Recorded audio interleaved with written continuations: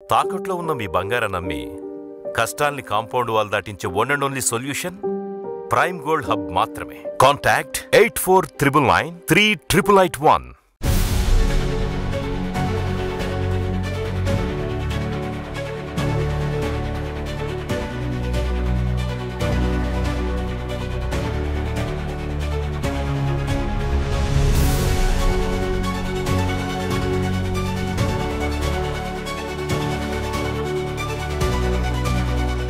Hi viewers, welcome to ఆదాన్ మరొకడం. నేను ప్రసాద్.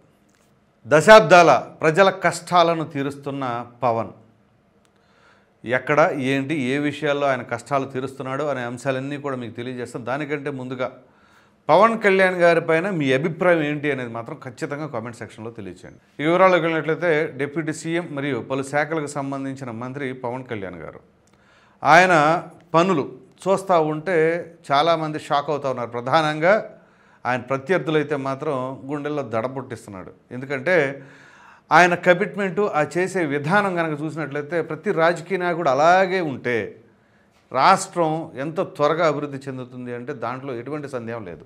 ఎందుకు ఏంటి అంటే కొన్ని దశాబ్దాలుగా స్వాతంత్రం వచ్చినప్పటి నుంచి కూడా మనకి అన్ని ప్రాంతాల వాళ్ళు డెవలప్ అవుతూ ఉన్న కేవలం ఒక ప్రాంత వాసులు మాత్రం ఇంకా అలాగే మిగిలిపోయారు. అదేనండి గిరిజన ప్రాంత వాసులు. మన గిరిజన సోదరులు కొన్ని దశాబ్దాలుగా పడుతున్న కష్టాలు, వాళ్ళ కష్టాలు చూస్తుంటే నిజంగా అంతకుముందు పరిపాలన చేసిన వాళ్ళందరూ కూడా ఏం చేశారా, అసలు వీళ్ళని ఓట్ల కోసమే వాడేసుకున్నారు, కానీ వాళ్ళకి ఏమాత్రం కూడా ఏ పని చేసి పెట్టాల. ఇంకా డోలీలు అంటే తెలుసు కదా, ఒక కర్రకి అటు ఇటు దుప్పట ఏదో ఒకటి కట్టి ఎవరైనా సరే ప్రసవ వేదన చెందుతూ ఉంటే మహిళలు వాళ్ళని అలా మోసుకు వెళ్ళే పరిస్థితి. ఆ పరిస్థితులకి ఆ కష్టాలకి చెక్ పెట్టేలాగా పవన్ కళ్యాణ్ గారు ఇప్పుడు చేస్తున్న పనులను బట్టి అర్థం చేసుకోవచ్చు. ప్రధానంగా సుమారుగా 1,005 కోట్ల రూపాయలు ఇక్కడ 652 గిరిజన ప్రాంత వాసులకి అడవి తల్లి బాట అని చెప్పేసి ఆ కార్యక్రమం ద్వారా వాళ్ళందరికీ రహదారులు నిర్మించే ప్రయత్నం.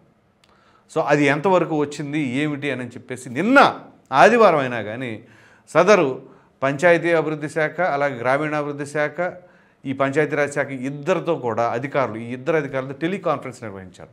ఈ టెలికాన్ఫరెన్స్లో ఆ పనులు ఏ విధంగా జరుగుతున్నాయి ఏంటి అని చెప్పేసి వాటి గురించి మాట్లాడితే అఫ్కోర్స్ అధికారులు కొంత చెప్పింది ఏంటి అంటే కొంత అయితే పనుల్లో వేగం తగ్గింది. దానికి గల కారణం ఏంటంటే వాతావరణం అనుకూలంగా లేదు, విపరీతమైన వర్షాలు పడుతుండడంతో కొంతవరకు జాప్యం అయితే అవుతుంది. అంటే అంత వేగవంతంగా జరగట్లేదు పనులు అనేది వాళ్ళ యొక్క అభిప్రాయం. అక్కడ జరుగుతున్న గ్రౌండ్ లెవెల్ పరిస్థితిని పవన్ కళ్యాణ్ గారికి వివరించే ప్రయత్నం. సుమారుగా 186 చోట్ల పనులు అయితే కొనసాగుతూ ఉన్నాయి. ఒక 20 చోట్ల మాత్రం ఇంకా టెండర్ల దగ్గరే ఉందంట ఆ పనులు. సో ఆ టెండర్లు కూడా ఎవరైనా సరే అటెండ్ అయ్యి దాన్ని కనుక చేజిక్కించుకుంటే ఇక ఆ పనులు కూడా ప్రారంభమవుతాయి. సో ఇక్కడ మనం గమనించవలసిన అంశాలు ఏంటి అంటే కొన్ని దశాబ్దాలుగా ఇవాళ ఎవరికైనా సరే నిజంగా హెల్త్ బాగోలేదు అని అంటే ఇమీడియట్గా మనం బైకో లేదంటే అంబులెన్సో ఇమీడియట్గా వస్తుంది, హాస్పిటల్కి అడ్మిట్ చేసేస్తారు. సో ఇవాళ ఏ ప్రాంతంలో చూసినా చాలా ఈజీగా యాక్సెస్ ఉంటుంది, రోడ్ యాక్సెస్. కానీ పాపం ఆ గిరిజన సోదరులకు మాత్రం ఆ పరిస్థితి లేదు, రోడ్లు లేవు. ఆ కొండల్లోనే అట్లాగే వాళ్ళు ఆ రాళ్లలో నడుచుకుంటూ వెళ్ళాలి, సరిగ్గా చెప్పులు కూడా వేసుకునే పరిస్థితి ఉండదు. సో ఆ కష్టాలు మనం సినిమాలో చూసినట్లు ఉంటుందండి. అందుకనే స్వయాన పవన్ కళ్యాణ్ గారే అక్కడికి వెళ్ళి ఆ ప్రాంత వాసులను పరామర్శించడం, అక్కడ పరిస్థితులను అర్థం చేసుకోవడం, వాటన్నిటి ద్వారా అధికారులకు ఏమేం చేయాలి అని చెప్పేసి మేధోమథనం చేయటం, చివరికి గిరిజన ప్రాంత వాసులకి చెప్పులు కూడా కొనిచ్చారు. చూడండి, ఆ ప్రాంతంలో ఉన్నవారందరికీ కూడా తన సొంత నిధులతో చెప్పులు కూడా కొనిచ్చారు. చరిత్రలో ఇంతవరకు ఎప్పుడైనా సరే ఏ నాయకుడైనా ఈ రకంగా వ్యవహరించారా? అది కమిట్మెంట్ అంటే. రాజకీయ నాయకుడికి కావాల్సింది ఏంటి? ప్రజాసేవ చెయ్యాలి అనే కమిట్మెంటు. అది సాదాసీదాగా చెబితే రాదండి, అది ఇన్బిల్ట్ బాడీలో ఉండాలి. ఆటోమేటిక్గా ప్రజలకి మనం సేవ చేయాలి అనే తత్వం ఉంటే ఆ మనిషిలో అప్పుడు చేయగలుగుతారు.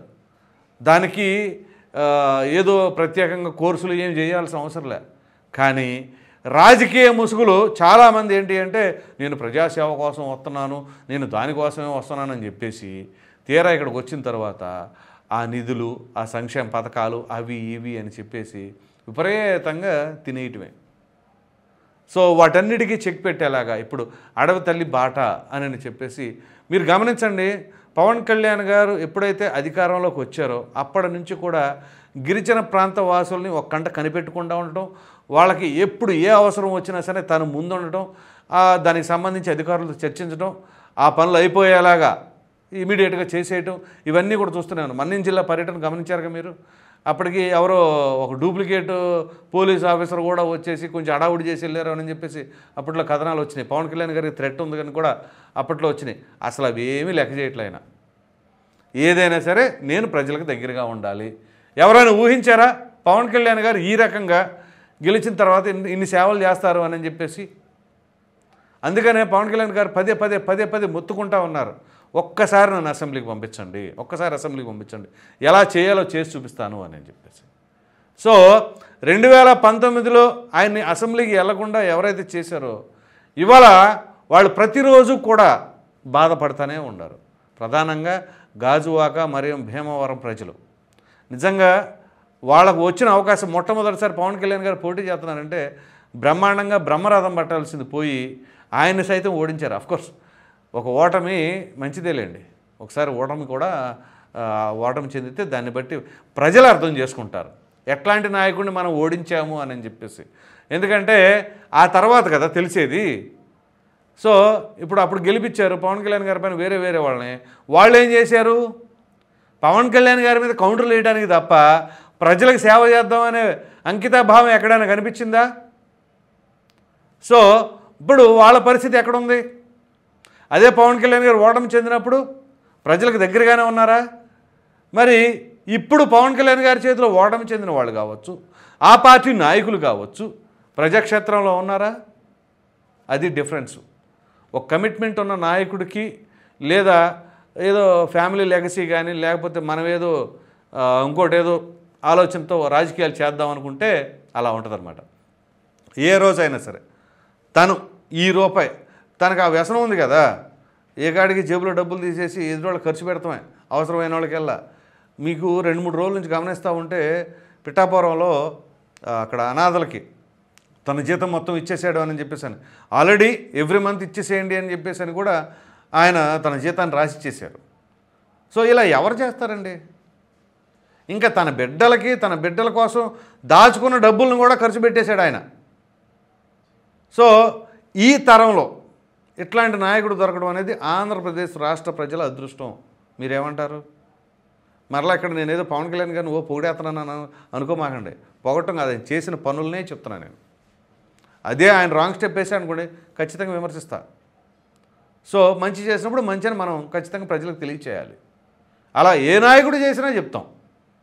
ఉదాహరణకు ఇంకో నాయకుడి పేరు చెప్పండి, ఇదిగో పలానా నాయకుడు ఈ విధంగా చేశాడని. ఇప్పుడు ఉదాహరణకి నారా లోకేష్ గారు ఉన్నారు, ఒక ట్వీట్ పెట్టారనుకోండి, ఇదిగోండి పలానా వ్యక్తికి అనారోగ్యంగా ఉంది అని చెప్పేసి అంటే ఆయన ఇమీడియట్గా రెస్పాండ్ అవుతాడు. ఆయన టీము దాని గురించి ఫాలోఅప్ చేసుకుంటుంది, వాళ్ళకి కావాల్సిన అరేంజ్మెంట్స్ అన్నీ చేస్తున్నారు. సో తప్పేమీ లేదు. రేపు జగన్మోహన్ రెడ్డి గారు కూడా ఇలాగే రెస్పాండ్ అయ్యారనుకోండి, ఆయన గురించి కూడా ఇలా చెప్తున్నా. ఎందుకంటే ఇటీవల ఆయన ఎక్కడో పర్యటన చేస్తున్నప్పుడు ఒక మహిళ తన బిడ్డకి అనారోగ్యంగా ఉంది అన్న, ఇన్ని లక్షలు ఖర్చు అవుతాయి అని చెప్పేసానంటే మనం ఏం చేస్తామమ్మా, మనం ఇప్పుడు అధికారంలో లేం కదా, రేపు మనం అధికారంలో రాగానే చూపిస్తానన్నాడు. అంటే అప్పుడు దాకా ఆ బిడ్డకి ఆయుష్ భగవంతుడు ఇవ్వాలని కోరుకుందాం. అసలు అప్పుడు దాకా ఏంటి అంటే జగన్మోహన్ రెడ్డి గారి దగ్గర డబ్బులు లేవా? కనీసం ఒక మహిళ వచ్చి నోరు తెరిచి అడిగితే ఇవ్వలేని పరిస్థితిలో ఉన్నారా? ఇలాంటి ఆరోపణలన్నీ కూడా వచ్చినాయి అప్పట్లో. సరే అఫ్కోర్స్ ఆయన కొన్ని చేసి ఉండొచ్చు, అది ప్రజలకు తెలియకపోయి ఉండొచ్చు, అది వేరే విషయం. కానీ కనపడేటప్పుడు సో ఇక్కడ పవన్ కళ్యాణ్ గారా, జగన్మోహన్ రెడ్డి గారా, చంద్రబాబు నాయుడు గారా, లోకేష్ గారా ఎవరైనా సరే నిజంగా ప్రజలకు అందుబాటులో ఉండి వాళ్ళకి అవసరార్థం ఏదైనా సరే చేసి పెట్టారనుకోండి, ఖచ్చితంగా అట్లాంటి నాయకులు ప్రజలకు నిజంగా అవసరం. రాజశేఖర రెడ్డి గారు ఉండేవాళ్ళు, ప్రజలతో మమేకం అయిపోయేవాడు. ఆయన సీఎంగా ఉన్న సమయంలో కూడా భుజాన చేయి వేసి మాట్లాడటం కావచ్చు, ఏదైనా అవసరం అంటే ఇమీడియట్గా చేసి పెడతాం కావచ్చు. ఆ యాక్సెస్ ఉండేది ముందు రాజకీయ నాయకులకి ప్రజలకి మధ్య ఎటువంటి గ్యాప్ లేకుండా. సో అట్లా ఉంటేనే నాయకుడిగా ప్రజల గుండెల్లో చిరస్థాయిగా మిగిలిపోతారు. అలా లేదనుకోండి, ఇదిగో ఇంక అలాగే ఇక ఒకళ్ళకి నచ్చినట్టు ఒకళ్ళు, ఇష్టం లేని వాళ్ళు ఇష్టం వచ్చినట్టు మాట్లాడుకుంటూ ఉంటారు. సో ఇక్కడ పవన్ కళ్యాణ్ గారు అంత కమిట్మెంట్తో ఆయన పిఠాపురం నియోజకవర్గం ఒక ప్రక్కన డిప్యూటీ సీఎంగా ఉంటూ రాష్ట్ర వ్యాప్తంగా చూసుకోవడమే కాకుండా ఆయన ఎమ్మెల్యేగా ఉన్న ప్రాంతం ఆ నియోజకవర్గ పరిస్థితి ఏంటి అని చెప్పేసి ఎప్పటికప్పుడు సమీక్షించుకుంటున్నారు. అట్ ద సేమ్ టైం ఆయన మంత్రిగా ఉన్న శాఖలకు సంబంధించి పురోగతి ఏంటి, ఏ విధంగా ఉంది, పనులు ఎంతవరకు వచ్చినాయి, అక్కడ ప్రజలు ఎటువంటి ఇబ్బందులు పడుతున్నారు అన్నీ ఎప్పటికప్పుడు ఆయన సమీక్షలు జరుపుతూనే ఉన్నారు. కాబట్టి ఇదే తరహాలో ప్రతి ఒక్క నాయకుడు కూడా ఉంటే మన రాష్ట్రం కళకళలాడిపోతూ ఉండడంలో ఎటువంటి సందేహం లేదు. మరి చూద్దాం ఇంకెంతమంది నాయకులు మారి ఇలాగే కమిట్మెంట్తో ఉంటారనేది. ఈ వీడియో పైన ప్రధానంగా పవన్ కళ్యాణ్ గారు కొన్ని దశాబ్దాల నుంచి కష్టాలు అనుభవిస్తున్న గిరిజనులు వాళ్ళకి ఇవాళ మంచి మంచి రోడ్లు వేయించాలి అని చెప్పేసి 1,005 కోట్ల రూపాయల నిధులు కేటాయించడం పైన మీ అభిప్రాయాన్ని కామెంట్ సెక్షన్లో తప్పకుండా తెలియజేయండి. Thank you.